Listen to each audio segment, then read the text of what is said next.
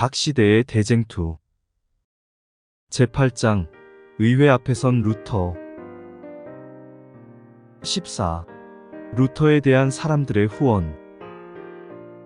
루터를 해치기 위한 계획이 세워져 있다는 소문이 널리 퍼지게 되자 온 시중에는 큰 흥분이 일어났다.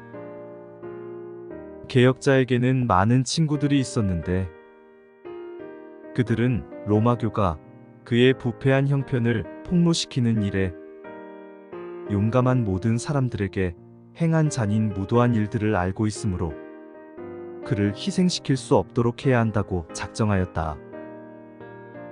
수백 명의 귀족들이 그를 보호하겠다고 맹세하였다. 적지 않은 사람들이 로마의 권력에 굴복할 의사를 표시한 황제의 포고를 공공연하게 비난하였다. 사가의 대문들과 공적인 장소들에는 루터를 정죄하거나 그를 옹호하는 광고들이 붙게 되었다. 그 중에는 솔로몬의 의미심장한 말, 왕은 어리고 대신들은 아침에 연락하는 이 나라여 화가 있도다는 문구가 쓰여 있기도 하였다.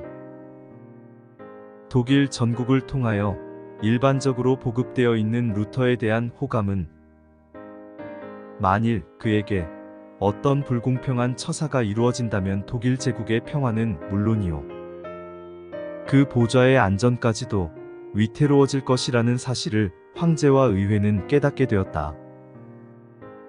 작센의 프리드리히 선우는 냉정한 태도로 개혁자에게 대한 자기의 진정한 감정을 조심성 있게 감추고 있었으나 그는 동시에 끈기 있는 경계로 그를 지키고 그의 모든 행동과 그의 원수들의 모든 일을 주목하고 있었다. 그러나 많은 사람들은 루터에 대한 그의 동정심을 감추려고 하지 아니하였다. 루터는 제후들과 백작, 남작들과 성직자와 평신자들 중에 많은 존귀한 사람들의 방문을 받았다. 스팔라티는 박사의 작은 방은 찾아오는 손님들을 모두 수용할 수 없었다고 기록하였다. 사람들은 그를 마치 인간을 초월한 존재인 것처럼 바라보았다. 비록 그의 교리를 믿지 않는 사람일지라도 자기의 양심을 거스르기보다는 차라리 죽음을 달게 받고자 하는 그 고결한 정신에 감탄하지 않을 수 없었다.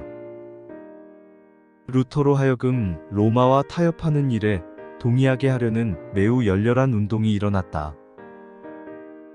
귀족들과 선우들은 그가 이 이상 더 자기 자신의 견해를 고집하고 교리와 의회를 대항한다면 결국은 이 나라에서 추방될 것이며 아무런 보호도 받을 수 없을 것이라고 말하였다.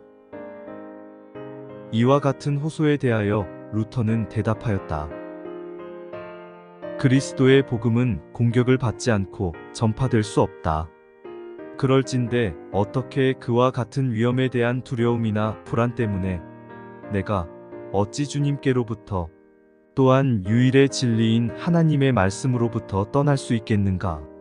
아니다. 나는 차라리 내 육체, 내 피, 내 생명을 버릴 것이다. 그는 다시 황제의 의견에 복종하라는 요청을 받았는데 그렇게 하면 그는 염려할 것이 아무것도 없을 것이었다. 그러자 그는 대답하였다. 황제와 제후들과 아니 가장 연약한 그리스도인일지라도 그들이 나의 저서들을 시험하고 검토해 보는 데 대하여 나는 충심으로 환영한다.